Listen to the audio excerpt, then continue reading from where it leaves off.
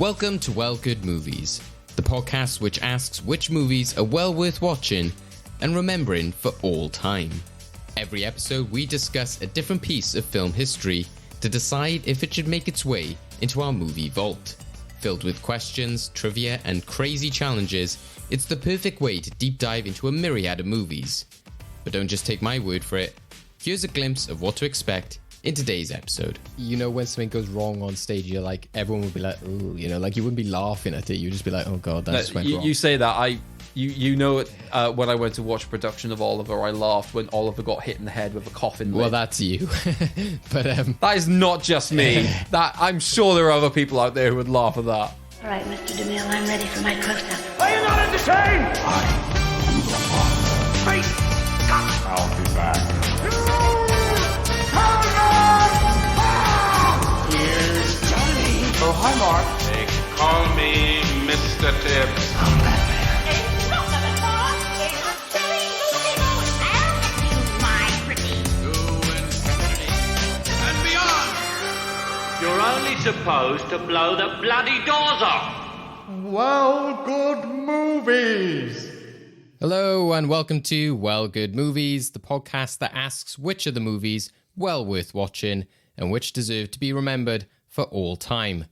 I'm your host, David Oscar, and I'm joined by my co-host, the Broadway diva that is Craig MacDonald.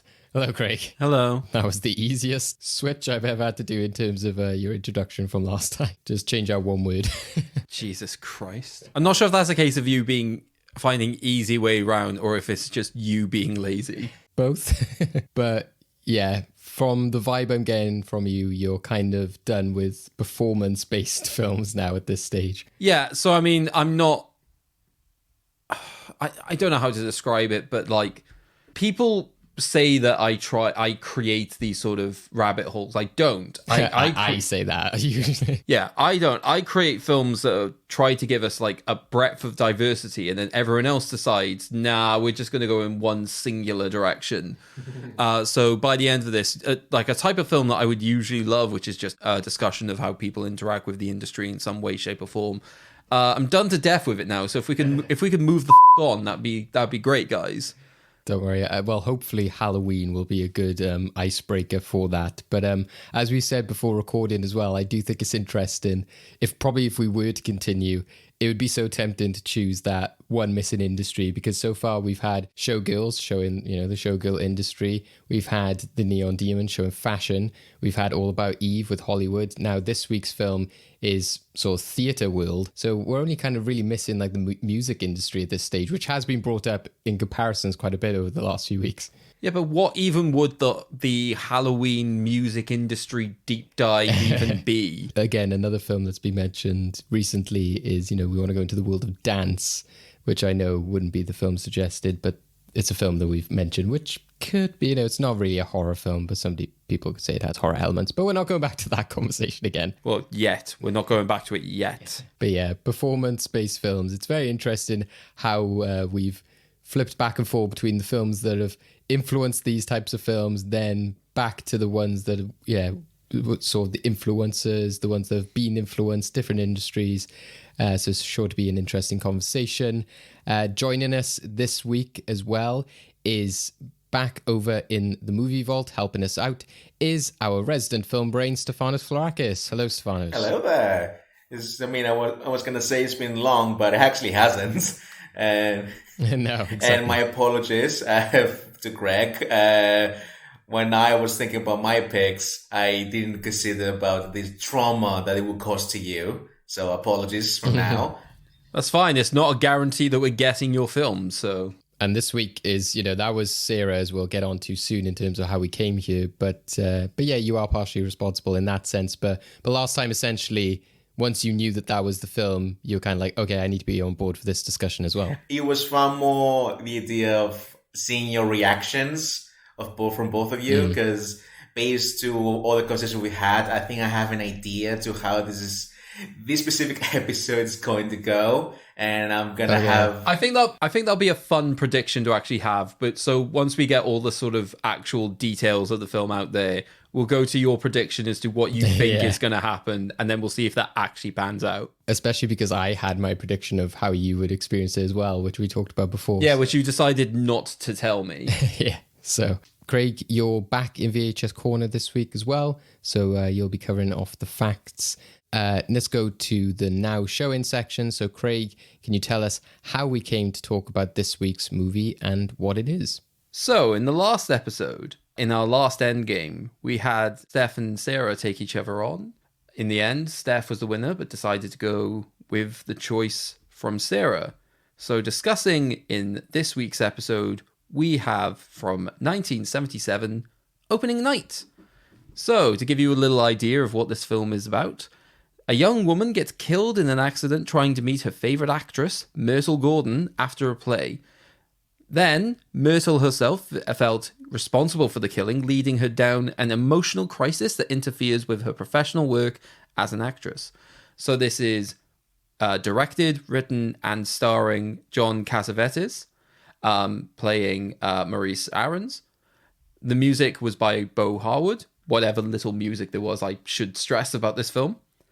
Cinematography by Al Rubin, editing by Tom Cornwall, and also starring alongside Cassavetes, we have Gina Rowlands as Myrtle Gordon, Ben Gazzara as Manny Victor, Joan Blondell as Sarah Good, Paul Stewart as David Samuels, Zora Lampert as Dorothy Victor, Laura Johnson as Nancy Stein, and John Toole as Gus Simmons.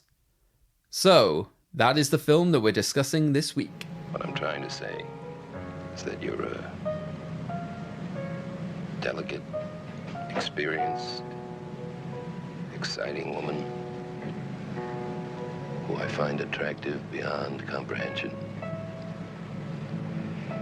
A woman who amazes me with a lack of belief in herself.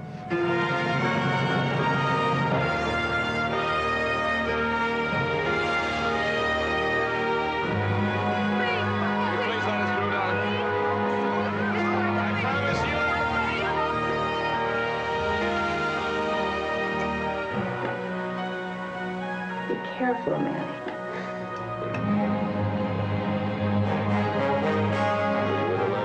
Yes. Manny, she's crazy.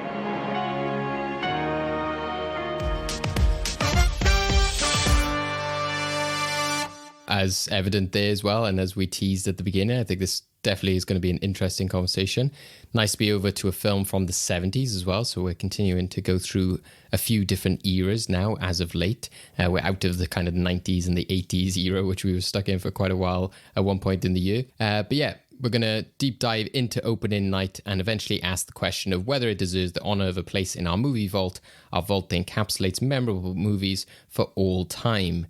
And we've not had an entry now for 4 episodes, which is interesting. So going into last time, it was 3, but still we have not had a movie vault entry for quite some time. Now, yeah, Opening Night, as we've already sort of teased, when that was suggested, Stefanos said that you were a fan of this film, so you were happy to come onto this episode to discuss it, and as you said, predict our reactions. And I guess probably it's best to sort of get that bit out of the way and sort of go into that early on. So what do you think? What is your assumption of how we feel about this film? Yeah, and to be fair, it's also a film that I haven't rewatched for a long time. So when I rewatched it a couple of days ago, I was sort of always keeping in my head the two of you as a back audience. I tried to think what the kind of comments you would say on this specific scene, on this specific line as well. And so what I think it will be the case is you, Dave, would be someone who would say, you appreciate the acting and the filmmaking, especially for its time. But I don't know how would you feel about the overall message in the end of it. And as for you, Greg, I can see there were times you will be very frustrated, but you would appreciate the same thing as Dave with some of the acting, especially from Gina Rowlands. But overall, based again from your experience with All About Eve, I think some of the criticism that you had for that film kind of will be repeated here. But I think you will enjoy far more the cynicism of this one over with Eve. How close am I? Well, that's what's interesting, is that it's almost like this is like an Endgame challenge in itself, because especially when we are talking about, like you said, similar films, so it's more easy to gauge, okay, well, this is how they felt about All About Eve, this is how they felt about Neon Demon, etc., etc. So you can kind of compare them more. And yeah, a lot of the times we probably do have those more traditional reactions, in which a few weeks ago, with Brain Dead, I said, I was watching that and I was instantly like, oh, I know Craig is not going to enjoy this. Whereas this one, as I teased earlier, my reaction in terms of what Craig would be thinking was like, I'm not sure what Craig will make of this. But my reaction was also, I'm not sure what I make of it quite fully as well. I don't know where I quite land on it. And I think you are right in some of your assumptions. I think that, yeah, there's definitely a lot of this film I appreciate, but I don't know if I would go as far to say that I'm not sure if I don't like the ending, or if there's anything that I'm sort of... The uncertainty is not so much from a negative point of view of like, oh, I'm not sure if that quite works for me. It didn't quite click. I think it's just, I was, just left kind of feeling, I'm not sure where I come down on this. And again, I don't know if that would be helped by anything like a rewatch. I think that it's just so different and kind of out there at times, but then I appreciate what it's doing so many times. But obviously I think over the years, we've had other versions of this story, which I don't know if you could say have done it better, because again, I think that this has a lot of strengths, which it does better over other films. But even technically, in the way it's doing its storytelling is very different, which I think is very evident to the type of film that we're looking at for this time period and that director. So yeah, overall, I'm just unsure, but do respect a lot of it. But in terms of like sort of looking at it just as one piece of media, like my one opinion, I don't know if I can put sort of like one statement or kind of one rating. It's quite a tricky one. As for me, I'm genuinely confused. So I mean, there's a lot about this film that I like, and also I'm a big fan of films that are about theatre and very much try to take the approach of, this is basically just like a play within a play, right? This isn't to sort of flip a critique that David has had this entire year so far. This is the first film that we've watched this year that doesn't feel like a film to me. It does feel like we're just watching a lot of just shots of various parts of theatre. My big thing obviously comes down to the degree to which she's essentially being haunted, right? So I think that there are times in which I'm unclear as to whether or not the film is actually playing the psychological presence of the dead woman to the extent that it should be, which has me a bit flustered as to why certain things happen in the way that they do. And I think there are times where when it's evident there's like something going on, I actually think it's quite impactful. So all the scenes that you get of, say, her being beaten up, I think are incredibly effective. But the way in which it affects how she performs, I don't see it as consistently. So there are times in which I'm just unsure as to whether or not the film is actually like bigging up its own essential premise, or if there are other premises. I think they just needed to establish them a lot more clearly. So again, I don't know if this means that I don't dislike this film. Like I don't think I watched it with like any level of disdain. Like I think I have done a couple of the films in this recent performing arts sort of string. But I'm genuinely confused.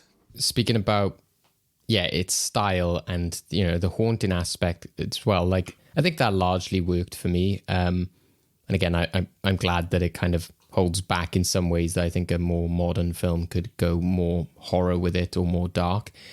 So I like its restraint to some extent. But again, with the ending, I was still, again, I don't find myself there. Like there was nothing in this in which I was like, oh, I don't quite like how you've done that, or I wouldn't have done it this way. This isn't where I saw it going. I think that I was still quite captivated by it throughout, but I wasn't there with any sense of expectation. So I think like many films which I can view as like, oh, I see why that's famous, I see why that's successful, But again, whether I'm sort of like into it or not, that's a different sort of circumstance. So I think this one again is a kind of like, yeah, I can appreciate that, and I'm not as widely as invested into it. But again, it's not like a Neon Demon. It wasn't like the end of that film in which I was like, oh, really? That's how you're going to end? What was that? Whereas this, I did feel more satisfied by the end. I felt that it built up quite well. And on the whole, I thought it was, well contained. But it's like you said, Steph, it's just that one end note of like, where's the haunting aspect gone? I'm like, oh, okay, is this fine? But I'm also like there questioning, is that the point? Is that a good thing? Is that a bad thing? And I'm not sure. So yeah, I'm curious to know what you think in terms of having revisited it as well. What was your first reaction when you first saw this? How did you remember it? And what is your opinion on rewatching it? So I am very glad for the answers you both gave, because you're right. We have no idea to what Cassavetes was doing back then. He was literally one of those very first filmmakers that basically was trying to not follow the Hollywood's like techniques or stories. Like he was trying to always to do the opposites to what it was well known back then. And that's when I remember when I watched this film for the first time, it was when I was first introduced to Cassavetes in his other like more critically acclaimed, even though this is very critically acclaimed actually, which I kind of was surprised. And it was one of those films that I just binge watched. I just did a big marathon of all his filmography, and it was one of those that were part of it. Now, from what I remember that I liked it. I remember I was really into it. But I can say that the main reason I was very into it because I watched it back in 2010, which was after I had seen Black Swan. So yeah, because I love Black Swan so much, the fact that I then watched an older film, it has very similar themes and tropes too, and being made by a director that I just was introduced to and I was really into, kind of became this sort of like weird, like long relative of this new film that I loved so much. So I kind of associate those two together for a long time. And I was really into it, but same as you guys, I was also very confused, and I still am, because then I rewatched it a couple of days ago, and I still am like, I think I understand, but there's something else happens, and I'm like, okay, I think I'm wrong, but there's something else again happens, I'm like, maybe I'm right, and I just be doing that over and over again, which I like that most of the cases, because like you guys said, it's challenging, it is something different, even to our standards right now. This is a bit more of it feels a bit of a hard work to get around it. I know for some people it's not very attractive, but for me, I am kind of into that kind of like narratives. And as for the meaning of it, there's many. Like, I think there's too many in there to analyze. And I did read some theories as well. They're not that many, but there's some interesting ones. And from what I remember from all the films I have seen from Cassavetes, this is the one, surprisingly, what I would just say that it is very experimental. It is very difficult to really fully comprehend to what it means. It's actually one of his most approachable films because of the fact that he has that haunting, like almost like horror-esque element into it, which then again, this begs the question: is it actually real or not?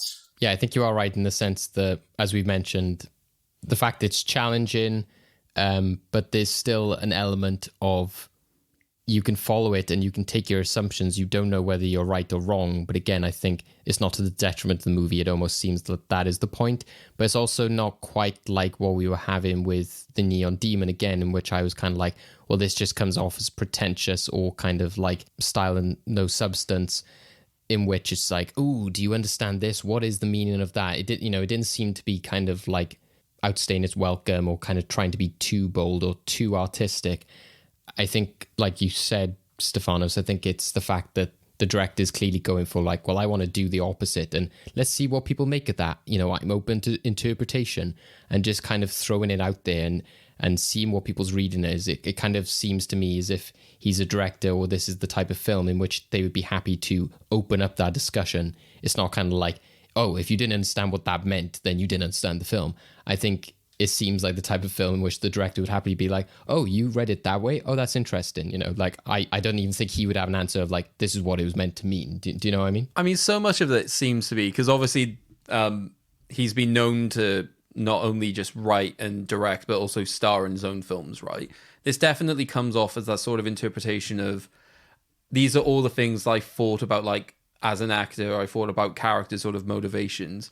Why not I just write scripts in which all of these motivations are potentially present, and then it's to what people sort of read into it most, which can be quite fascinating, but can also just be a little bit of a cluster when you don't sort of try and narrow down what you specifically want there to be in the messaging.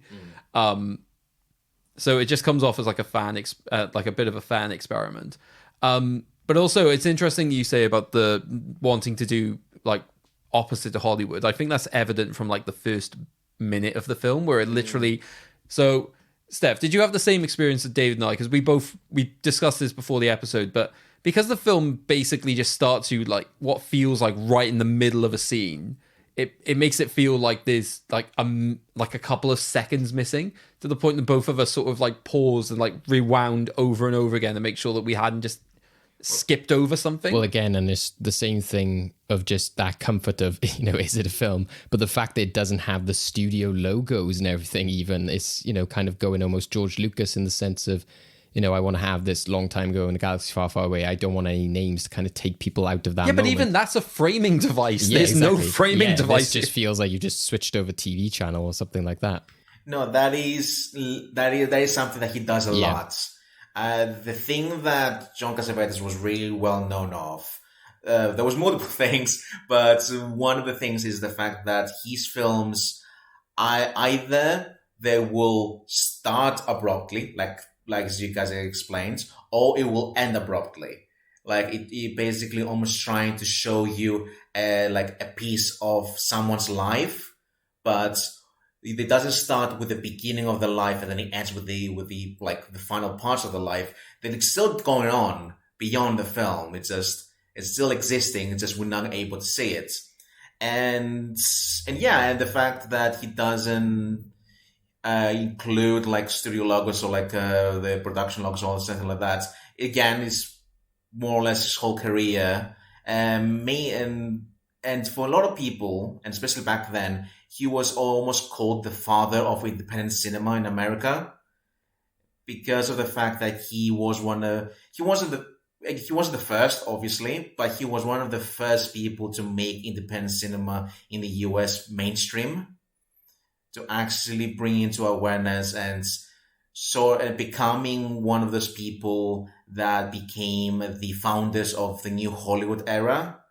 Like we're talking like early first years of Spielberg, Scorsese, Francis Ford Coppola, where these people who grew up with independent cinema, mostly from Europe, go to Hollywood and then they make that kind of films, but with actual studio budgets.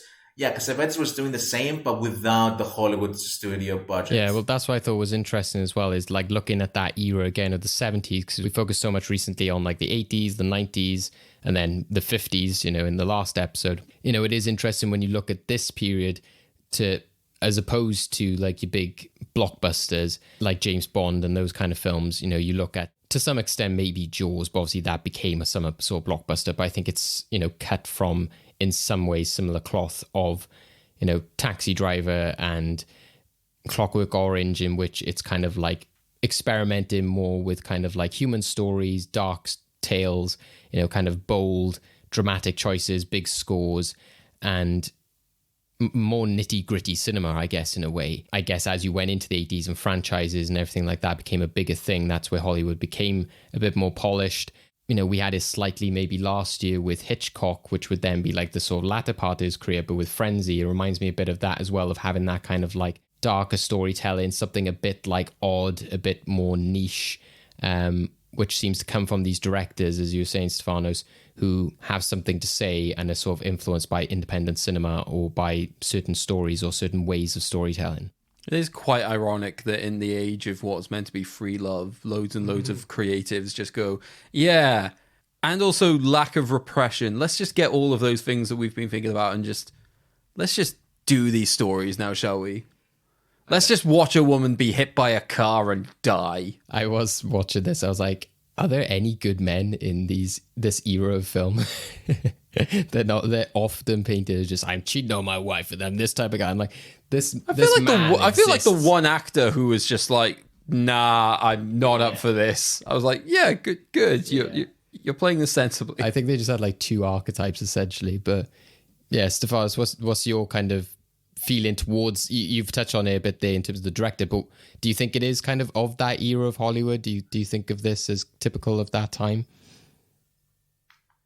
So it was during the time, there was this switch point in the late 60s, and it was a lot of different things happening during that time. It was at the end of the Vietnam War. It was around the time of the Watergate scandal, where basically the US media starting realizing the faults of their own government. And so we need to think, like, that was before that, it was during the post-war era where Americans thought that they stopped the Second World War and everything about their country is like the correct and the right thing to do. But the late 60s basically made a huge turn to the political landscape, starting thinking, oh, maybe we're not the good guys. Maybe we have done a lot of wrong things and I need to question everything around me, especially the people in charge. So that is basically why we call it the New Hollywood era, because of the fact we got all these filmmakers that we just mentioned who have been part of those movements, have been part of the people who started realizing all the faults and starting protesting against them. And now they become filmmakers and then trying to view their own feelings and of rebellion, of disdain, and all those things they're starting realizing, and not a lot of people have been able to see into the film. I mean, Jaws is a very good example, because Jaws, even though, yes, it is the first summer blockbuster, but in reality, it's about good people trying to save innocents from an incoming disaster, but the main officials of the government do nothing because they want profit. That is the actual story of Jaws. It's just disguised as a monster film. And that is basically what happened since then. Like a lot of the films from all those acclaimed auteurs, in one way or the other, they are bringing some level of criticism.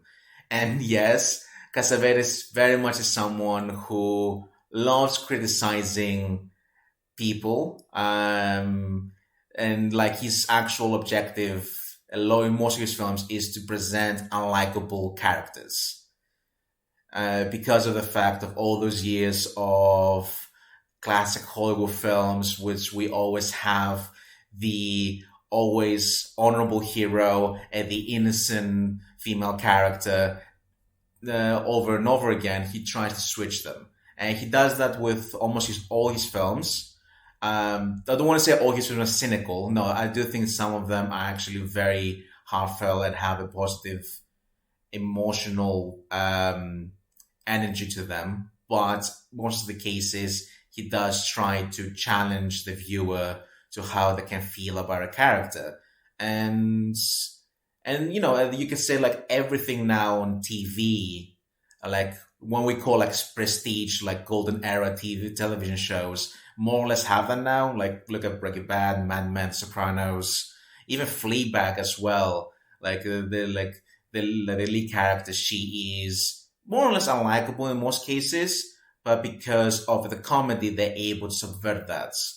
So Cassavetes is one of those people who managed to bring in that sort of idea of the world in cinema. And even though not a lot of people talk about him now, mainly because of the fact that he was so independent, so low key than all the other big names like Spielberg and Scorsese, but he managed to make an impact nonetheless. So much so that the Independent Spirit Awards have an award literally named after him, which is not even like a competitive award. It's actually like an honorary award to celebrate actors and filmmakers in specific films every year. And they're able to get, I think, some money so they be able to promote the film more. So yeah, so even though he's someone that's not as popular, he still has made an impact into the independent world in the US. And even like one of my favorite directors, Chloe Zhao, a lot of her filmmaking work is sort of inspired by him as well. Like, because she also does exactly the same thing. See, all her films they don't really have a beginning and an ending. They're just a slice of life of this wonderful people in a specific area that's it's part of the of the American dream. So yeah, there's a lot of different things in here, and I do believe opening night to some degree presents that, especially the unlikable characters and especially the male characters. As basically what they do most of the time is literally just gaslighting her and trying to manipulate her to the point where she literally just needs to sleep and just sober up. But no, we're gonna force her to play all the way to the end.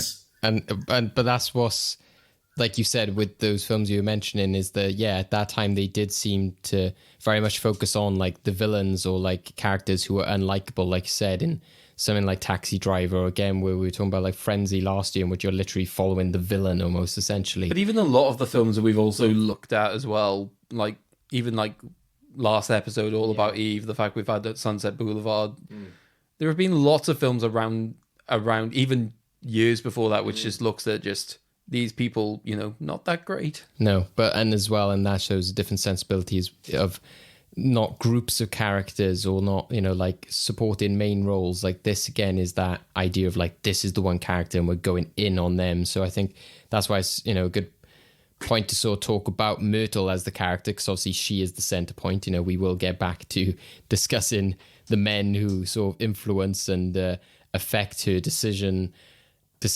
and her life. But yeah, I think obviously it is essential for this film that she has a captivating performance and a captivating story. And I think that, a lot of why this film works is because of her. I think that, if it was a bad performance, then that would sort of certainly change things. And I think it is really captivating. I think that there's a lot of realism there. I think her reactions are very kind of realistic and sort of honest. And I think it's that right balance of showing the kind of insanity, but also rational frustrations and anger. And again, that idea that we said before, like, is this what they mean? Is that, is that what they're trying to say? And I think she's doing a good job of walking that line of not trying to make it clear any one way or the other, because I think a performance can do that. Even if a director or writer doesn't quite know what they want to say, or they want to leave it up to the audience, a performance could influence that. I think Gina Rowlands here is doing a good job of leaving that interpretation more open to the audience, in the way that, again, the script is helping with that, but I think a lot of her reactions are helping with that. I think very much her moments on stage compared to her moments off stage are fascinating, and obviously her confrontations with the ghost, the young girl that she's fabricated, whatever you want to say. I think those, it's almost again as if there's like 3 versions or 3-4 versions of this character within the film. No, it's interesting that you mentioned about all those aspects about Gina Rollins' acting, because one of the things that Cassavetes was doing with all his films is that he really put emphasis on the actors. In almost every other film back then, they were trying to do everything as it was on the script. And rarely what the writers wanted to write. It was mostly what the studio, the producers wanted to include in, and that became the most important parts of the script. But with Cassavetes, he didn't care as much because he wanted to give the freedom to the actors to see what is fitting for their character. And this is basically what kind of became sort of like a school of character actors, very much so. And with Gina being, his wife as well, that really brought a lot of help to figure out, this character, to how she feels, to how she reacts in a certain situation. And one of the things that they used a lot, I'm not really sure about this film, but I don't know if this film specifically, but I know in other films, improv was a big thing in their careers. And in the play. Because I do believe the final parts in the end with Myrtle and Maurice, which it literally is Gina and Cassavetes themselves. I think the whole thing is improvised, because I have read that them two were doing like this kind of sort of like improv, their own homes and then parties all the time. So that is like something completely on their own. And I think that is sort of like the charm of it. And I think that's the one reason why I loved his film so much, because of the fact that I am a sucker for good actors in general, for good acting, and the fact that they always brought the A game in everything, that really was something to look forward to. But still, like the fact that I still don't know what is real or not in there. I even read a theory that the whole film could be actually a play. Like what we're actually seeing in the whole thing, it's not actually real. It is a play within a play within a play. And what we see actually in the end, where the credits shut down, that isn't Myrtle. That is the actor playing Myrtle. Wow. That's quite a rabbit hole to go down. I just don't think that theory adds anything to the film, though. Like, at the point where we're already having to absorb it as a piece of media, I don't think it's does anything to go, you think it's this piece of media, it's not, it's actually this type of media. I think, I'm just like, well, what's the point? I think it works in the sense of, like, if you don't want to take it literally, if you take it as like it reflecting what the film is often trying to do, which I think is, again, one of the strengths, because interestingly, and I think both of you will maybe react in very different ways to this, but at the beginning of it, I was getting kind of Paul Thomas Anderson vibes to some degree. And Stefanos, that that might paint how you view it as well, in terms of something like Phantom Thread, which, as we've discussed before, me and Craig are less favorable to. But it's, again, because I was getting that reaction of kind of like, characters which aren't particularly likable, which is, a film which is very much going for a certain style, going for a slice of life and kind of cutting off at weird moments, etc., etc. I could go into maybe why I prefer this over Phantom Thread, but I'd probably have to rewatch Phantom Thread, which, may happen again sometime soon. But let's not cloudy the discussion now. But I think essentially what I think here is, one of the great strengths, and this is both in the performance and what the camera's doing, what the writing doing, is that idea of, definitely in the writing is, life is a stage and that kind of idea, but also making you feel how Myrtle feels. I think at one point, it's very clever in what they're saying. And again, you could view this as like, oh, it's a part of the script or, whatever, like, the fake script or something. But for her to say, oh, I can't even get a glass of water without being like harassed. And I think at one point there's a shot in which she's in that like fake bathroom on the stage, and like you can see the audience watching her in the bathroom. I think that there's a lot of moments in that which I really liked, which I was like, that's really effective of kind of giving this idea of like, she feels like she's constantly being watched. And I think the way that the camera constantly has this idea of being behind a pillar, being behind a door, it gives you this unnerving sense that somebody is watching you and you are constantly putting on this performance. And I think the way that she's acting throughout this film again dictates that. And I think the fact that all the characters around her treat her in different ways, they all have a good direction, I think, in the sense that they've been told to, one, like you said, Steph, be like real people, but also interact with characters in certain ways. So there's that stagehand, which is like, constantly complimenting her. One of my favorite lines, which is like, I've seen a lot of drunks in my time, and, no, I haven't seen one, walk around as well as you do. I'm like, wow, if that's not a backhanded compliment, I don't know what is. But her like costume person, I think as well, like, I think you had very much a warmth towards her, which you wouldn't get in a stereotypical film in which they're like, this is why you should warm to this character because look, she's making cookies or she's saying this really funny thing, which I think again Showgirls is an example of doing that wrong with that character, which has the funny gag with her boobs and stuff like that, in which they want to paint her as this kind of homely character and this kind of mother type figure, which just doesn't work. Yes, this character isn't maybe as big as her, but I think what is telling is later on in the film when she's like holding her to the stage and she's sort of like stumbling around, she immediately brings her like a coffee once it's done. She's like assuring her like, you were great tonight, you were doing so well. And I was like, this woman seems like an actual person and she's not there as like a stereotype or to fill a certain role. It feels like she's a fully fleshed person, and as if the director has said, this is who you are, this is what you're concerned about. And it seems like she was always in the moment. And I think that was the case for all the characters. The producer, for example, he treated it in a very different way. The writer treated it in a very different way. So it's very interesting, the characters, how they interact with Myrtle. Yeah, like one of the things I realized is like, for the only people, or at least actually the only man who actually was nice to Myrtle, that he was not trying to gain anything, was her old doorman. like the only character that was actually genuinely nice to her. He didn't want anything else. He just was so happy to see her.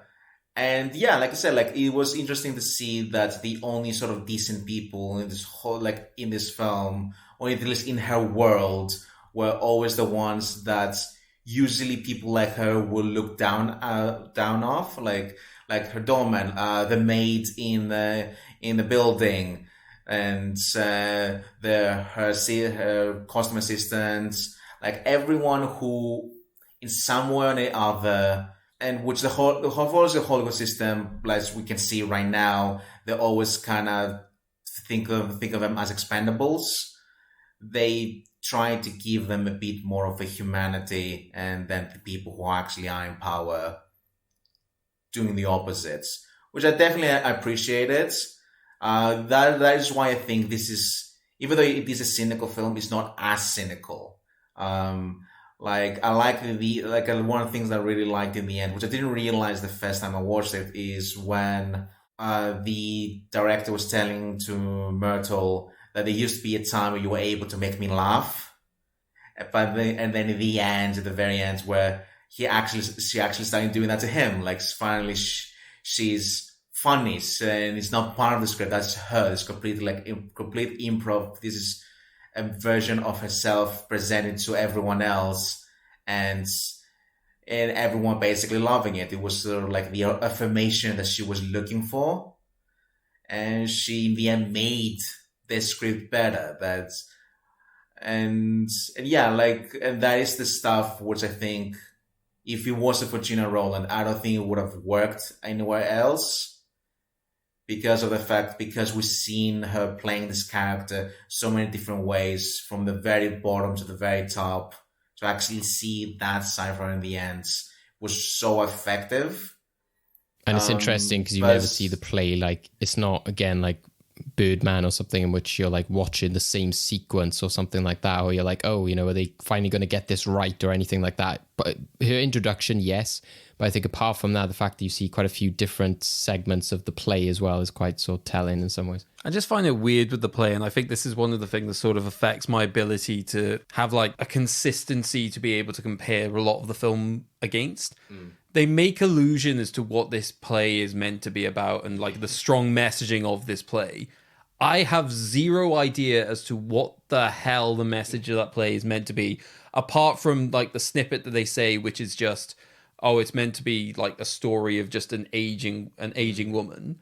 Like, fine, but what is your actual commentary on that? Because unless I understand the goal that writer wants to set, I have no idea the way in which like her actions are bastardizing this script specifically. And I know they are, because obviously by the end it turns into like a weird little comedy that everyone gets on board with. But I just have no grasp as to why it is like the extent to which this writer being so offended at losing that message. I think if the film had just knuckled down and just given that to me, I think all of the other sort of inconsistencies insofar as like, you know, character motivations, right? Because I find it odd that we would have like one scene that implies like that Myrtle is like becoming hysteric for whatever reason, and then in the back scene so certain as to why it is that she doesn't like playing the character, which is just that sort of critique of just what is it that she says when they're first in the like the actual back room. What, just in terms of like her saying that she's not an old... she's not an old woman, she shouldn't be playing like an old character because she's not that age, and Yeah, the whole thing all about of- how old are you, she never says, etc. Yeah, all of that critique, which I think is quite strong, but like doesn't seem to warrant the reaction that's on the stage, which is why I think even though that they're sort of like tiptoeing the line that, oh, is it this, I think there's a degree to which that forking probably needs to happen a little bit later in the film, just so that we have like a little bit more of a contrast as to what it is that her sensibilities necessarily are before I understand where it is that the walking line of insanity necessarily comes in. That's why I'm a bit all over the place, because I don't know what Myrtle is actually like as a person. Yeah. And I don't know what this play is meant to be like. So when it just goes into all over the shot, I'm just baffled. I think it's interesting because, again, it goes back to that thing of it's challenging us. And again, you know, like, what does the filmmaker want to say? Does he want us to be clear on that? And I think it's interesting to have a film in which, like you said, you don't know who they represent, and it questions, you know, was that performance? Is this just them putting up this veil? And I think, like you said, is the fact that there seems to be an element of like she doesn't want to accept that she is aging. She, you know, like All About Eve, I think that's, you know, one of the main big connections there is that idea of like, I'm being replaced, I'm aging, I was able to play the younger parts. That is an element, and obviously the fact that she's haunted by this young girl is her lost youth, as we see. But I think because then her retaliation to the play also, I think that's where it is a bit confusing, is that in real life, she seems to be opposed to that aspect of the story. But the way that they challenge it and alter the play on stage seems to be nothing to do with that framing. And that especially it seems to be more about like, I want to be funny, I want to be like, you know, more... I don't want to be dictated to by a man. It doesn't seem to be... Especially considering that the first scene that this comes in, her objection is, I don't want to be slapped. Which, to be fair, I think is, a feeling that most performers will perfectly go, you know what? I understand. And the other one being, I don't understand why that relates to the idea of the woman aging, apart from just this loss of power. But that happens at all ages. I don't think that's inherent. Yeah, well... It's that's why I think the strongest bit of it, I think, is, like I said, to go back to a performance, is this idea of just looking at this, and that's why I'd be interested in what you think about it, having seen all of these performance films. Yeah, can we stop with them now, though? Yeah, but what I mean is that, not to say I want to carry on, but this one, to me, I don't come away thinking like, oh yes, you know, this is about this person who wants to replace them, who has, you know, faded away, has become jaded. it is very different in which I felt like I just watched a woman have a psychological breakdown. It seemed like the theater aspect was secondary, which was refreshing, I think, just compared to all the other performance films. I think looking at this, to me, I mean, I would agree. I'm not saying it as a critique. I just think it's interesting that it's not as much. I'm glad that it's not as much about the fame and about that. It's literally about a woman. I mean, I'd agree with that if the ending would in some way, shape or form show how the psychological break, specifically of the fact that she is in her own mind, either in her own mind or there is actually just like a fucking weird ghost running around just beating the crap out of this woman. How that actually impacts the performance apart from just she got wasted. Like, it just seems like the sort of, you could have this entire film without the need to have had a woman killed. Like, because it also doesn't make sense to me that they would also have scenes like going to a spiritualist, but like, which is the oddest scene in the film, in my opinion. The spiritualist stuff is weird, and that's again what reminded me of Frenzy, is just these weird, like, kind of like tidbits in the film in which they're like, we're going to go to this location and this strange character is going to turn up. But what I do appreciate again about the story overall is that I am glad that it goes for something different in terms of that character being killed off at the beginning, because again, we've had so many storylines recently of this woman wants your life, this person is really jealous of what you've got, and they're seeing themselves in other people, or they're being beloved by so many people. I think to show that kind of like somebody has gone to the extent of loving them so much and it's cost them their life, and the fact that haunts her for the entire film, I think is really effective. I quite like that. Yeah, I mean, I just want to know why she blames herself apart from, because like the woman was doing stupid things, right? If she's literally going to be just standing in the middle of the road like shouting after a car, I don't think that's something that's inherent to you, my friend. I think she'd do that for like anyone. I think she'd probably do that for like a cat walking down the sidewalk. But again, I think that's where it comes down to psychological state of just like, oh my god, like, oh yeah, true. Why, like if she convinced herself, why? But also Myrtle, in terms of like, how is somebody so obsessed with? No, that's what I'm saying. Yeah, convinced herself that's what this. Yeah, but again, then it doesn't make sense why she then continued trying to perform to that applause. Yeah, and also the fact that the end of the film seems to go with a kind of, I don't want to say it justifies everything that happens. It's a bit like what you were saying, Steph, is that like, oh, she can be funny, and that she is able to sort of like manipulate the stage and her own story to an extent, but also there's an element of like, well, is this a happy ending? Because again, you're kind of still stuck in the same toxic situation. And also what I took away, especially because the credits literally freeze, just for anybody who hasn't watched this, to be clear, the film ends with the play having ended. She's been drunk throughout the entire play, but sort of come away at the end of it kind of like with a standing ovation. Everyone's sort of like coming to her at the end of the opening night, so giving her praise, and she's a lot more sober at that stage, or she's a lot more with it, and she's a lot more smiles. And the director's wife comes up to her almost like that fan of like, you're amazing, oh my god, look how beautiful you are. And the fact that they hug, and it's like she's got that affirmation again. So I was sort of left thinking, okay, am I supposed to take away from this again of like, this is now going to be like a vicious circle? Is it a bad negative thing, or is this showing that she's evolved from that and she's able just to keep up that veil and that persona now? I agree with you in that sense, in the fact that the film circles back to like, oh well, it is all about fame, and it is all about like her wanting that affirmation, rather than sort of everything happening outside of the play and the stage. Steph, what do you make of the ending? I do think it's like a number of things. For one, I think it sort of is a commentary on a couple of factors that it was back then quite a lot. One, the dangers of method acting, which is, it's still a problem right now, and the fact that method actors go to extreme lengths when it comes to a role, even if it is like a significant role compared to others. They go to the extreme lengths for them.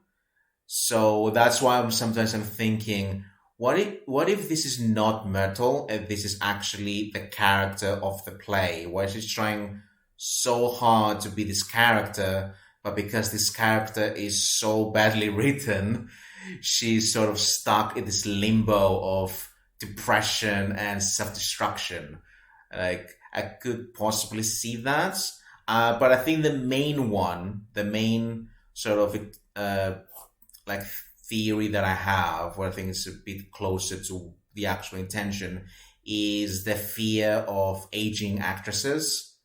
Because like you said, like, if I'm going to play an old woman, then everyone is going to start seeing me only as an old woman. And which is a very unfortunate thing, still happens right now. I mean, like, what happened to Diane Keaton? Like, she used to be one of like A-listers, like quality actors in the 60s, 70s, and 80s, and now she's doing book club 2, the next chapter. Yeah. Yes, yeah. And well, they always have to be somebody's mum or somebody's grandmother, as they say in a lot of these films. yeah, and there's so many of them like that, which, you know, they are proper talent, and it's just not given the parts that could like sum the quality of work they can provide. And I think that is part of it. I think that is something that is mentioned a lot. And the fact that the character is playing, the only notable thing is the fact that she's an old woman. And it's something that unfortunately happens quite a lot. I think there was a joke in BoJack Horseman where one of the female characters, Diane, she gets hired as a writer in a show, but she does absolutely nothing in there. But they only hire her so they can excuse some of the like not progressive stuff in the show, but they can say, "Oh, we had a female character, so it's absolutely fine." And so that kind of reminded me a lot of that. You know, the like a creative team half-assing it just so they can try to be progressive, but in reality they're not. Actually, they're not even providing an interesting outlook or story within the conversation. And because we don't really see Myrtle before this play, we don't really see what she has done before to come into this fame. But if you are in the theater world and you are that popular, that usually means that you have done at least some good creative work. So my interpretation would be that she has done a lot better work before. And I think this might be her first time doing something that is going to be on Broadway, that it is not equal to her talent. And I do think that this is sort of the crisis that she goes to. Now, that's, I think, what happens internally. Now, for the ghost thing is, I don't know. Like, anyone's guess. Yeah, it could be just her own, like, everything that I just mentioned, just manifesting into this dead girl. Or maybe it is a real ghost and, you know, tries to possess her, but, you know, she kills the ghost. Or maybe she gets possessed. I think the fact that like so many of the spiritualist scenes just never go down well insinuates to me that the ghost isn't real. So yeah, I like to think of it as, you know, it's her manifesting this person. I would just like to see how she got some of the bruises then from just flinging her head. Yeah, but you saw that scene in which she came into the writer's room and she was like... joking. Yeah. I'm joking. You don't have to overanalyze this, for Christ's sake. No, but it takes me to one of my favorite sequences is when she goes to, again, is there another spiritualist? And she's like literally like smashing stuff up and you see like the aftermath and it's just, you know, is she dead yet? Is she gone? And it's just that reaction like, oh my God. No, that's not another spiritualist. She's hiding. She's trying to hide in the writer's like hotel, I think. And then that's where she gets sort of attacked by and then that's where she's smashing. Yeah, but she's like in a room with like she's like, I want to meet her. And she's like, this lady takes her up to like an office. I didn't know if she was going to have some sort of spirit because that room was... No, that was not about spirit. That was her trying to find Sarah, the writer. No, Dave is right. No, she went to find Sarah because Sarah was going to introduce her to another spiritualist. Yeah, but then the attack is happening in Sarah's room. I things. No, this it's is when she goes up to that room with the blonde lady, and then that man and the woman take her out, and they're like, "We'll take you back to the theater." And it's like after she's been like smashing things on the floor. I just don't know anymore. She goes to like that restaurant. I don't know anymore. She's got the shades on and everything. But anyway, I'm only explaining this for the sake of where I'm leading to is that I think it is interesting that this. I don't want to say it's 3 films in one, but it is like it could go in so many trajectories. It's like you almost. I'm satisfied with the ending, and it's a very effective story about, her as a performer and how she feels as a person. But again, it's almost as if all this kind of like dual personality stuff has then almost gone by the wayside. Maybe, yes, you could say, well, that faded away once she kind of like resolved that within herself. But I think it's just funny that it's like, to me, the kind of build up and the tension is, oh my God, what's going to happen with this person she's seeing when she's on stage, or how is that going to sort of come to a big climax? And it doesn't. She just becomes drunk and it just never comes back again. That's what's kind of strange, is that you expect it to be kind of like she's on stage and she sees her in the audience or something like that, or maybe she starts rolling around on the floor getting attacked on stage. But it is just strange how she just is like, nah, just drink it away, and now I'm becoming. It's again, it's almost like it's one or the other. It's like, look, is the fact that she's like a raging alcoholic the problem, or is the fact that she's seeing a dead girl the problem? Which one are we going? Yeah, with? I sort of thought at the end she was going to try and emulate what the young girl was. Yeah. So sort of like symbolically like taking over the kind of thing, but nah. Which again makes me think of something like Birdman, in which they're a lot more clean cut with like, okay, yes, go with weird ending, but it's very much clear of like, this is what his mental state is, and this is the sort of line we're going down, as opposed to like 3 different trajectories. Which, I mean, hell, even the premise of what we're just discussing about with this ending, insofar as whether or not the ending is a good thing or a bad thing for the embracing of the mode of expression, I think has ended up done better in Whiplash, because at least there's a very clear foreline for that film, which is just this musician's undergone a lot of psychological abuse, is the fact that he's gone for one final screw you. And I think in a way you could interpret this last performance as like the sort of, no, screw you, this is sort of my identity. No grounding as to whether or not that is actually going to be the case. Yeah. So yeah, I think that's where like I'm satisfied insofar as like an enjoyment of the film, but I'm not satisfied in I understand this is the message I can preach upon others that ask me about this film, like as is happening now on this podcast. the thing that made me laugh most with the kind of theater logic was, well, you could miss the slap, but then it won't look real and you won't hear it.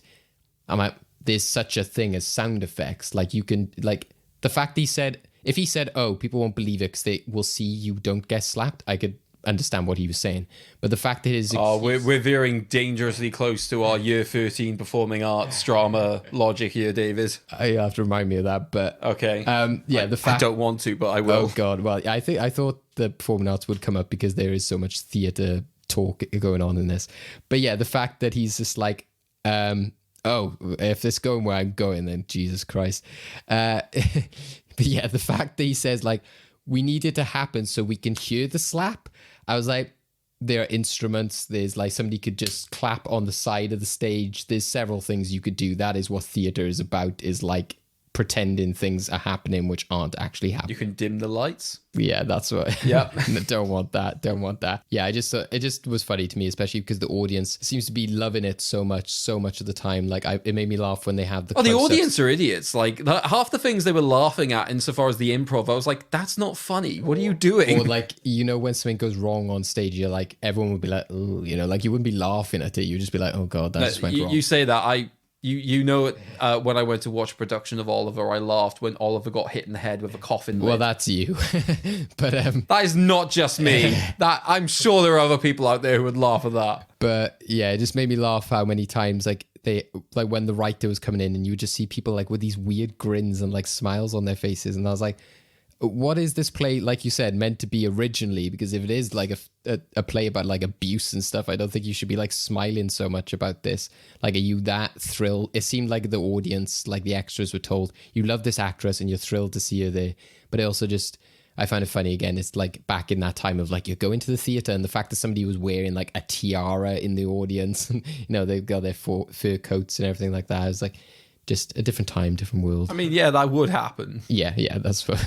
Let's be fair. If more people these days own tiaras, I'm pretty sure they would wear them. Yeah. I do want to comment on the music because, like, I made the allusion to it earlier, but there's very little music in this. But like, I think they use what they have quite effectively. Yeah. The fact that you only get like the sort of piano beats about probably not even halfway into the film.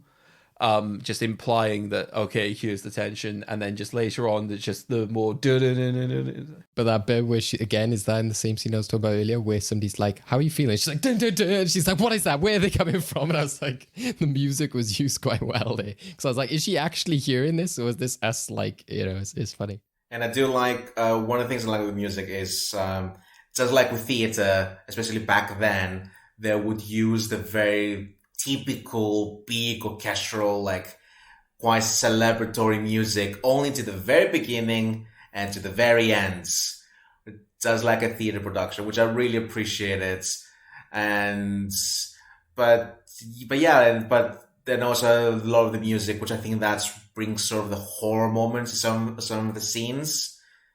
And I like the uses of sound, which is something that I come to really appreciate from all films now, because of the fact how difficult it was back then to do good sounds. And there was moments like very simple things like footsteps in the like long, like empty rooms, or this sound and noise of the glasses just falling on the ground and stuff like that, which no, for us right now, we kind of see for granted, but for back then, especially to a very small film like that, very difficult to actually do it effectively. And so, yeah, or like every time with the record player, because it was always the same record player playing in her room, but it was playing, I think, in 3 different scenes, and each scene was something different. Like the first one was the deduction of the room, and it was actually quite interesting that she has this big, like empty space, that there is a bed right there, but her actual bedroom is inside the wardrobe room, and it's so tiny and cramped, which they play that music. It's sort of like the deduction of a world that is so lifeless almost, but it's still in a very big, luxurious place. And then the second time, I think it was when she brought over the producer, and it felt almost like not even seductive. It almost felt like a business or that they have. And the third time is when the ghost girl / demon, whatever, attacked her. And that was the last time we were in that house. And so that there were small things like that which I really appreciated, which that made the horror element work really well. And yeah, and overall, like Greg, you said, like there's not a lot of music, but every time they did, it felt like there was a purpose to it. And I think that's overall what I feel with this film. Like everything in it has a purpose. I don't understand it all the time, but I can feel that there is a reason behind it. And yeah, and even the fact that this is my second time watching it, and the first time I watched it was 13 years ago. Oh my God, I'm old. and I'm still trying to figure it out. I think it's a benefit, because there's a lot of films that I thought back then were very, complex and sophisticated, and I watch it now again and I'm like, oh, it's just that. So the fact that I still feel the same way as I felt back then, and even more intrigued, it's a big benefit, which not a lot of films have now.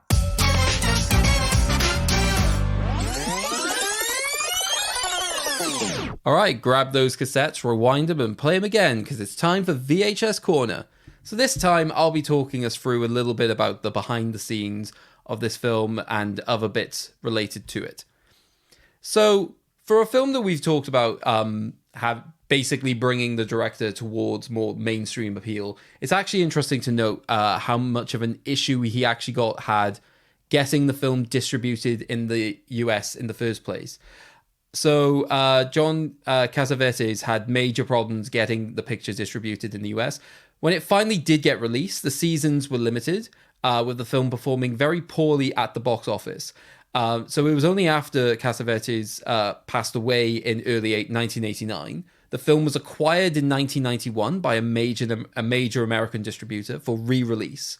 However, that doesn't stop the positive feeling that this film has by Cassavetes, because in a 1978 television interview, he even said himself that this was the best film that he had anything to do with.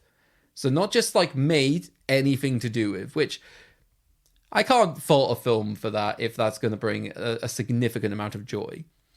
The film itself was entered into a competition at the 28th Berlin International Film Festival in 1978, where Cassavetes was nominated for the Golden Bear. The movie then won 2 awards at Berlin. Gina Rowlands won Best Actress, Silver Bear Award, whilst the picture won the Interfilm Award, Otto Dibelius Film Award ex aequo. I have no idea what that is, but it sounds funky. And finally then, so just to talk a little bit about the appearances in this film. So eagle-eye viewers of any projects from the 1970s as well, whether that be film or theatre, will potentially recognize some cameos from people such as Peter Falk, Seymour Cassel, and Peter Bogdanovich. However, the main people that we want to talk about is the fact that both of the mothers of Gina Rowlands and John Cassavetes appear in the film in acting roles. So Lady Rowlands and Catherine Cassavetes, respectively, both of them also appear in the Rowlands-Cassavetes collaborations, and there are a few of them, of Minnie and Moskowitz, A Woman Under the Influence. And I think it's important to note that for Catherine Cassavetes herself, this was her final film appearance. Not only is this something that means a lot to John himself, but it means a lot to his mother. And that's where we have VHS Corner for this week.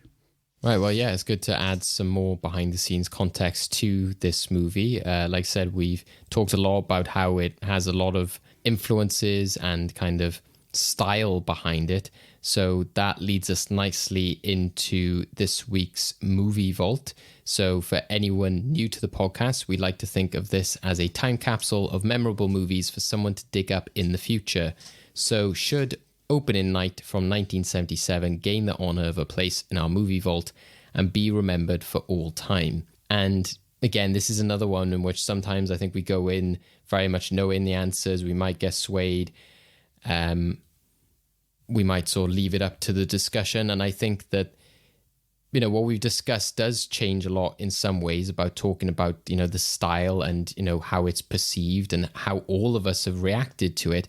So I think in that sense, it only seems right we go to you first, Stefanos, in terms of what you think, having the most experience with this and knowing a bit more about its legacy and the reasons for why certain decisions were made.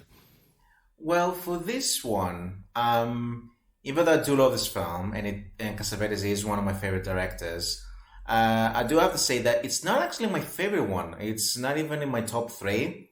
But with that said, though, even that, like, even the fact that it's not, like, you know, a 5 out of 5 for me, it still is a damn good film. Like, it's still, the fact that the last hour and a half now we've been discussing about it, going through so many different avenues and so many different directions of conversations, and that actually was a very interesting symposium of ideas, of theories and such.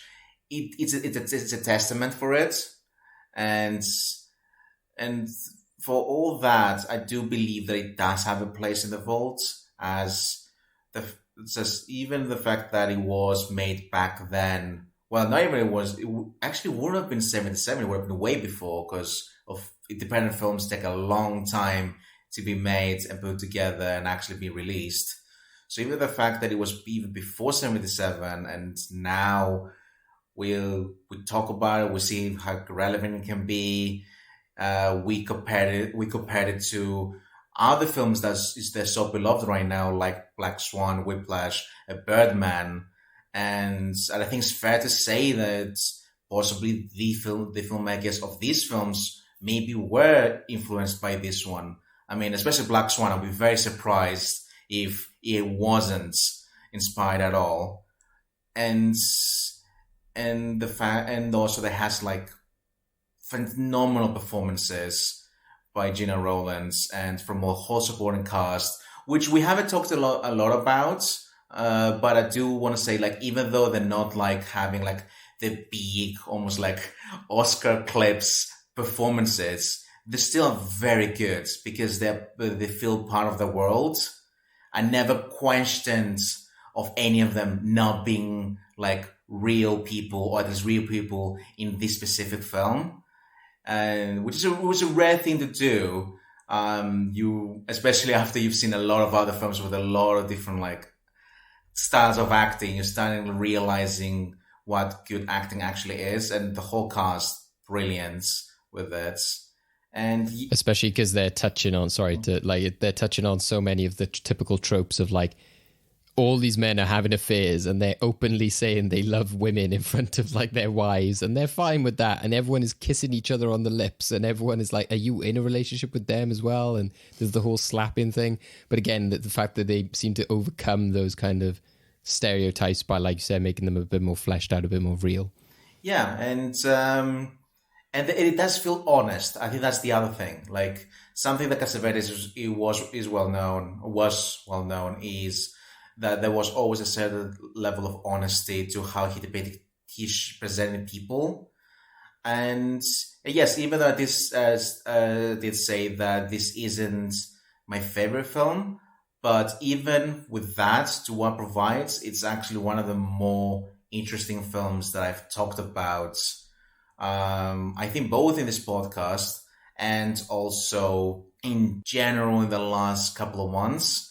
Again, it has been a very dry summer, and that is not a pun. The only interesting thing about the summer was Barbenheimer. So this really kind of opened up my interest again to Cassavetes. Now I actually brought back all the films that I have of his, and I want to spend a good weekend of rewatching all his films. So yeah, for all those reasons and for everything we discussed in this episode, I do believe it's worth being in the vault, and not necessarily of the quality, but because it initiates conversations, and that we are able to talk about it, and it's not a conversation saying like, oh, this is good, this is bad. We're like trying to find a meaning, and I love that when a film does that, because I think that is where it becomes. It's so pretentious of me that's going to say it, but it feels like art. Fair. Well, it made me laugh when you were saying you want to go back to Cassavetes' work. It's kind of like, sounds like, Weekend with Cassavetes. It sounds like its own movie in itself. But yeah, I think that legacy and its effect is a big element of it, because I think that, as we've had before, is, you can go down several routes with this sort of question. Is it, kind of like, it's well worth remembering, it's a good movie at the end of the day, regardless of whether it's the most famous this, the most famous that, it did this, it did that. But then recently we have had some films going in saying, well, this does represent this era of cinema quite well, or this type of movie. And again, whether I could say, it would go in on the basis of a performance style film, because we rejected All About Eve going in on the basis that we felt the Sunset Boulevard did it better. Whereas I don't think that is quite the same question here, because it flips things around so much. And as I said before, I don't feel it's quite as much of a, Hollywood, theater Star is Born type story. So that's, where I was before this whole question, in terms of like, which way are we viewing it? Craig, what do you think? Such a cop-out. I feel like there are elements of this film that I could easily say I don't think it should go in. Like, I think the lack of like story clarity, the lack of interconnection between scenes could be enough for me. However, there are things that I feel like I would be a hypocrite if I didn't acknowledge about this film. Specifically because, like, as much as it might not be the highest rated of Cassavetes' work, at the point where we have had the recurring argument recently of, are we likely to encounter this kind of film again? And I think specifically, if it is true what Steph said at the beginning of the episode, which is that there are actual awards named after this guy specifically because of what he's done for independent cinema. Steph is nodding. Good. I think it probably means that we should have some of his work specifically in the vault there in the first place. I just don't think we're going to ever talk about one of his films again. And I think that even if there are elements of like lack of clarity that I personally have like a bit of a disdain for insofar as like whether or not I fully appreciate a film. And as much as I don't fully agree with elements of the argument that Steph made about like we've been talking about this film for an hour and a half and there's lots to talk about it. This is a film podcast. We do that for every film. I think that there are elements of... I think specifically this probably is one of the earlier films that does at least invoke a bit of a discussion of what do you think the core meaning of this film necessarily is. And I think because obviously we are a show all about discussion, I think it probably means that we should reward films that I think pursue that above anything else. So I would actually probably say I'm like a 60-40 split, but at the moment the 60% is put it in the vault. Yeah, and that's why, you said it was a cop-out to me throwing to you, but that's why I wouldn't want to also then give a clear answer and then go to you, be like, well, my decision doesn't matter anyway, kind of thing. Well, like, so you're happy to just be like, cool, my decision is discarded. Craig and Steph have made the decision for me. Well, it does help me in terms of like, where are you guys at with this? What are you thinking? And I think the fact that, you agreed with Steph in the discussion aspect, I think that's a good point. And I probably would be with you, there is maybe that 40% of me which would think, okay, well, is this the best representation of that? Is it a perfect movie, etc.? Are all of the storylines tied up? Should they be tied up? All that kind of stuff. I think that ultimately, though, there is the element of legacy. And, he's mentioned himself that, it's one of the favorite pieces of work he was involved in. But also, I think, yes, while we tend to talk for an hour and a half about most films, I think sometimes there is a bit more of a struggle, or it spends a lot of the time being like, what was that about? Why was that character there? What are they doing? Or like, wasn't this moment great? I think the fact that what Steph was alluding to there is that there's been more of a... Oh, let me have my jokes, David. No, but it's to the benefit of why I think this movie works is to... What does this ending mean? And there isn't any answer. And it's almost like, fun to go in the vault for the lols of it will continue to make people baffled and not have answers for the rest of time. I do want to make this clear, however. I'm happy to put this film in the vault. Can we just have that?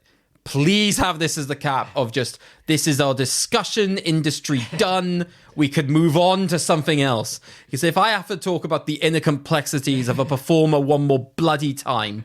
But also what Steph said is that it's true. I think this did influence a lot of what we've talked about over the last few weeks, which we rejected Neon Demon and Showgirls for, etc. I'm glad you didn't say it inspired All About Eve, because I'll be like, David, buddy. No, I think the fact that it inspired a lot of like Birdman, Black Swan, etc. I think that seems to me true. And I think that, again, if we don't get the chance to talk about those films, this type of story is represented in a way. And I don't think, like I said, I don't think it is the same as a kind of Sunset Boulevard as an All About Eve. I think it's a different type of story. And it's kind of like a psychological kind of like look at somebody, which, yes, is, about the theatre and performance. But I mean, I don't personally buy into the inspiration stuff to a great degree, but generally, I agree this film should now just go in. Yeah. So, we've broken our streak of films not going into the vault. So this week in goes Opening Night from 1977. Go check it out if you haven't. It's sure to cause discussion, and the fact that it caused Stefanos to still be questioning what it's all about after 13 years, then, it's worthy of going in just for that. So, well, will there be any more conundrums that we might be having for 13 years? We shall find out in this week's Endgame. Over to Craig. We're in the Endgame now. It's so annoying. Okay, Endgame time. So this is a game very simply called Opening Scene. So I obviously remarked at the fact that the opening of this film very much felt like it just threw you into the middle of the scene, which made me think about films in the past that have very striking openings and very effective openings. So I want to know how effective those openings are when I basically strip away all of the music, all of the images, all of the dialogue, and simply just give you a blunt description of that scene. Can you still connect it to which film it is meant to be from? So this will be done by a turn-by-turn basis. So I will give you a scenario. You have to tell me what film is that scene opening. Clear on the rules? Yeah. Okay, fantastic. And I'm going to say up all the time. Up may be there, up may not be there. We will see. But the first thing we need to determine is what it is our contestants will be playing for. So this will be the coveted film, specifically looking at our Halloween episode. So what film will we be discussing this time? Let's find out what our contestants want to put forward, starting with Steph. Right. I promise it has nothing to do with performance arts. Right. Even though you were saying like, oh, how could it be about music, but also Halloween? There were so many that came into my head. But I'm not going to pick any of them. I'm still going to stick with the one that I have from the very beginning. You resisted temptation. Oh, it's there. But I will spare Greg from this. So, okay. My film is a recent one. It's from 2019. And what I could say, it is a horror. Now, why I chose this one is just like with opening night, it has a lead that in some way or form has seen people that other people are not able to see. And has been questioned and by other people around them. And it is a film that it didn't do great in the box office, but it has gained a cult following. And that's about it. I'm not going to say more because I think I'm going to spoil it. Okay, fantastic. So we've got the horror film from 2019. David. So my choice, I've gone for a film from 1982. My main sort of connection is, again, we've been questioning the role of the girl in this film. Was she real? Is she a demon? Is she in her head?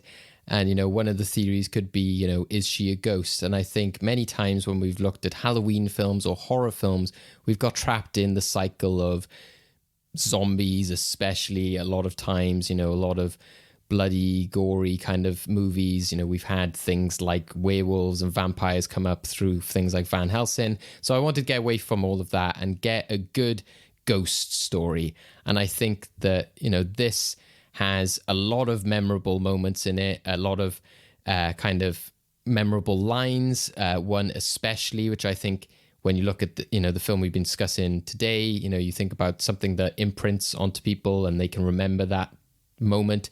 This film definitely has that in spades. There's lots of memorable moments. There's one, memorable line especially.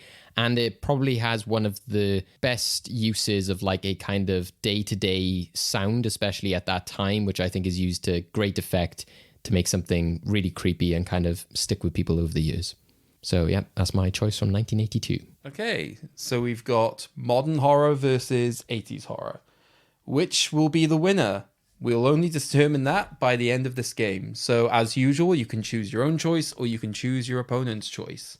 Are you ready, David? Sure. A man walks up to his car and the car explodes. That happens so many films. Rush Hour. Am I looking for Rush Hour?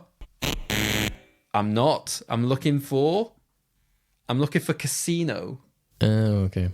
Yeah, I did think about that. Okay. Are you ready for your first question? It's Casino. I'm good. Okay. A family are about to be mugged, but then the mugger is stopped. baffled face here from Steph. Yeah, I am like, okay. It's definitely not Batman because the family died. So. Oh no, wait. It would have been. Oh, I have seen. Is it Batman? The Tim Burton, the first one. Is that your final answer? It's been a long time since I've seen it. I think it might be the beginning. Yes, I'll say yes. That was good to do. That was the correct answer.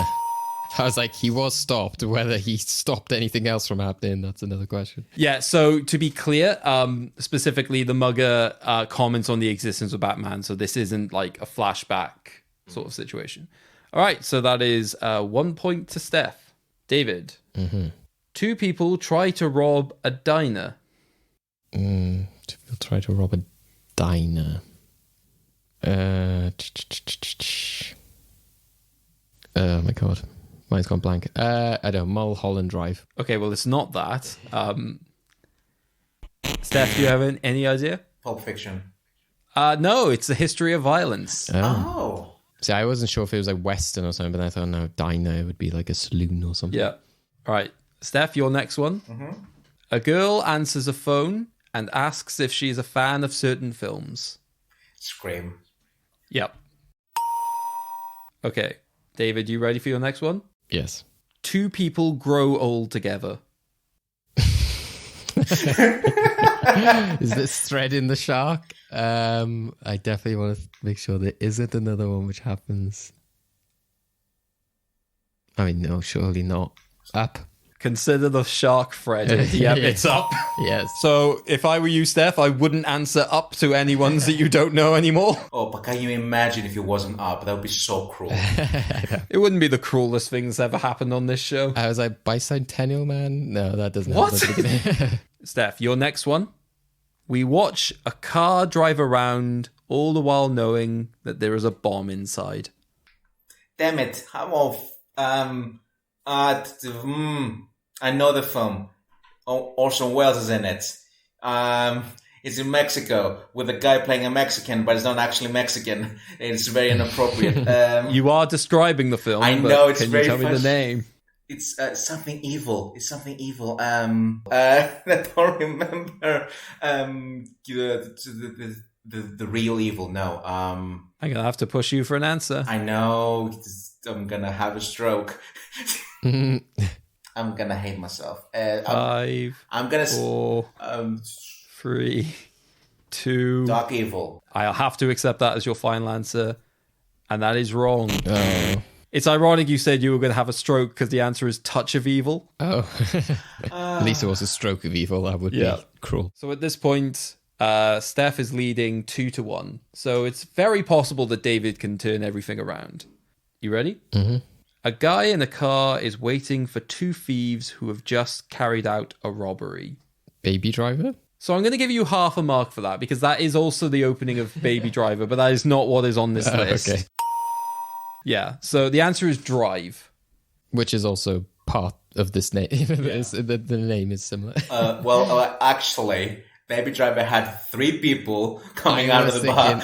I was like, is there more people? I was like, I know the husband and wife. Steph, at this point, you are still in the lead. So I know. I would quibble about it at the end if David beats you on technicalities. Yeah, on a half point. Okay. Are you ready for your next one? It's Touch of Evil. I'd be surprised.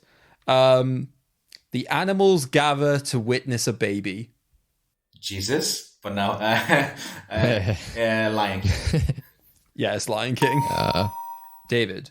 Yep. We follow a group of people all wearing clown masks as they carry out a job. Can't think of any other film that does this. So, The Dark Knight. It is The Dark Knight. Goddamn Lion King. Okay, Steph, your 5th question. A woman who is able to run up walls and jump between far buildings is running away from the police. The Matrix. It is The Matrix. So with 2 questions left to go, the scores again. David is on 2.5. And Steph is on 4. David. A group of men in the desert strike oil. Literally. Group of men in the desert strike oil. And a man is injured whilst doing so. I'll give you that extra bit. Okay. 'Cause that might help. Can I reenact the scene? It might help him. I can't believe I'm going to do this on a recording. Oh, this sounds fun. I've abandoned my child. I've abandoned my boy. You haven't seen this film, have you, David? So you saying parent? I've abandoned my child. I've abandoned my boy.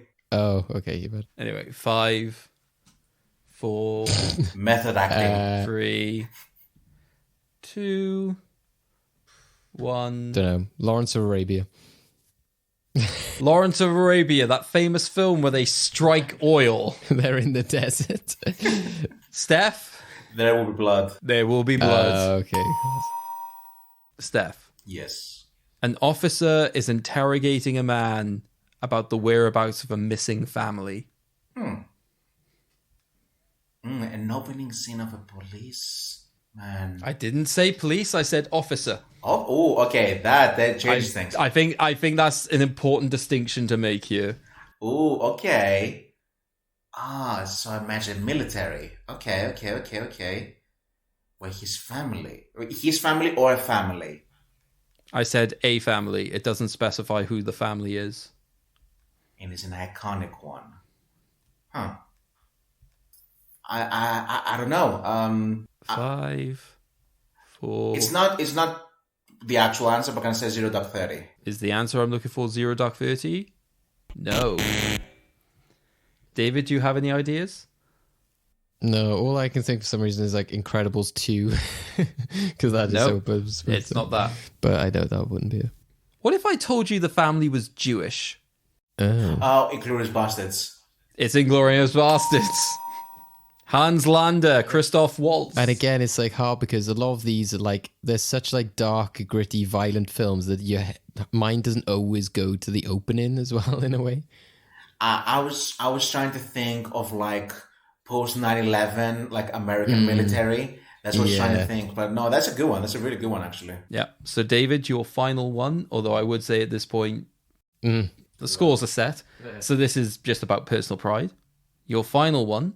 2 people are drinking beers inside a Harvard bar.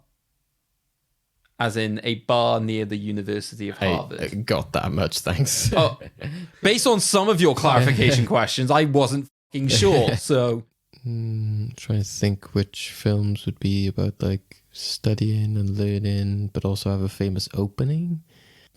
No, I can't think of the name. Good Will Hunting. I'm not looking for Good Will Hunting. Steph, what am I looking for? The Social Network. It is the Social Network. Of course, yeah, for God's sake. So, Steph, your final question. Ready? Yes.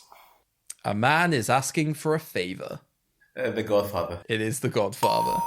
It was the favor part, which kind of... I mean, I could have made it easier. I decided not to say on a special day.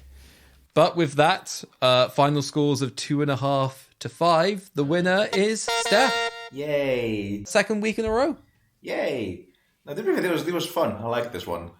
And the question is, will you now like to make your decision on which of the films? So are you going to go with your choice or are you going to go with David's?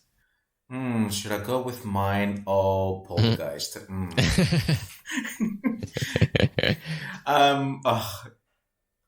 I mean, last week I went with Sarah's.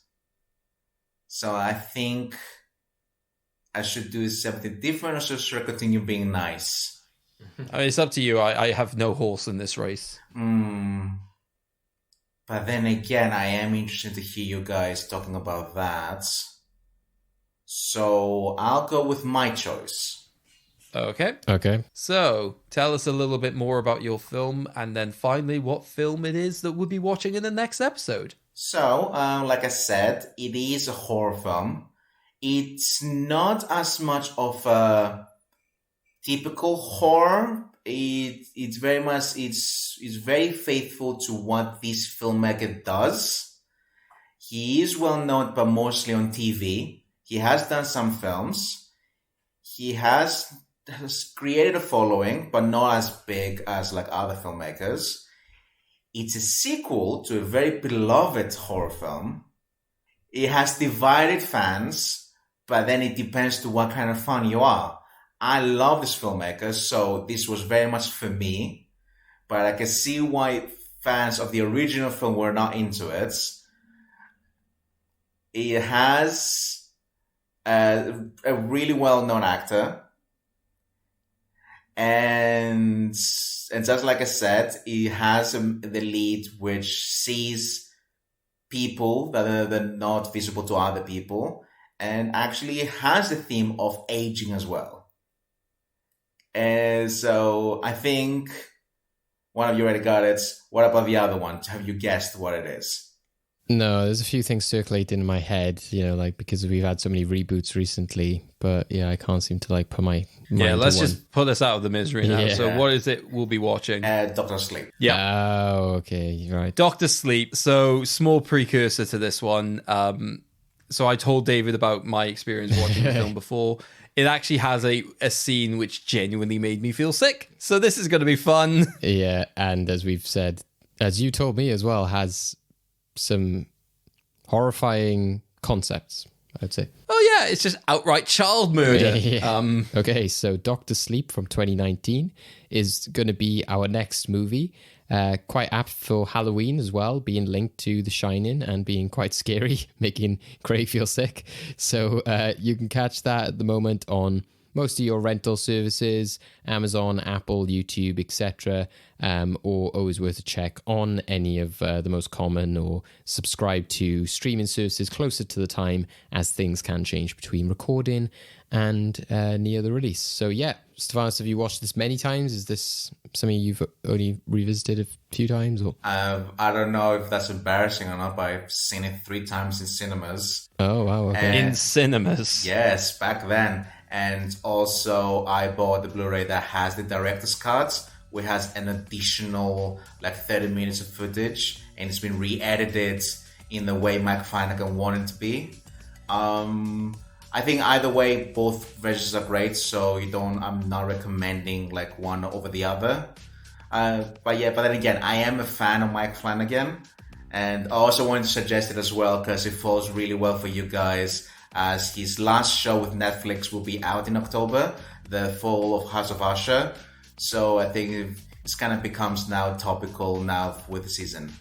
Like Craig's choice of the full Monty earlier in the year with their popular streaming show that landed. But yeah, and again, it's quite apt in what we've had throughout the year in terms of flipping between those generations. We've now gone from the 70s to 2019, which kind of similar to when we went to like Neon Demon, etc., in which we've like sort of jumped back and forth between something very recent and something more older, so we can sort of see those differences more. But thankfully we are away from the performance area, which I'm sure Craig is most happy about. So yeah, it's going to be a fun Yeah, because this is a great leap for me, isn't it? child murder. So get ready for Halloween. It's going to be, Because those f***ers will never grow up and get jobs in the performance industry. Right, so yeah, join us next time on our Halloween episode. It's going to be fun with many guests joining us, and yeah, we look forward to having everyone joining the conversation. Let us know if you have any other thoughts about opening night, which made it into the movie vault this week, and we look forward to having you join us next time on our spooky episode. Bye-bye. Bye. See ya. To keep up with the latest episodes of Well Good Movies, you can listen to us on all your usual podcast outlets, including Apple, Google, Spotify, YouTube, and more. Don't forget to follow us, subscribe, and rate us where you can to keep our podcast growing. You can follow us on Twitter, Facebook, and Instagram at Well Good Movies to keep up with the latest news and highlights from all our episodes, as well as tell us what movies you want to be discussed in the future. So what are you waiting for? Go check out the film we'll be discussing in next time's episode. Ex Aqueo.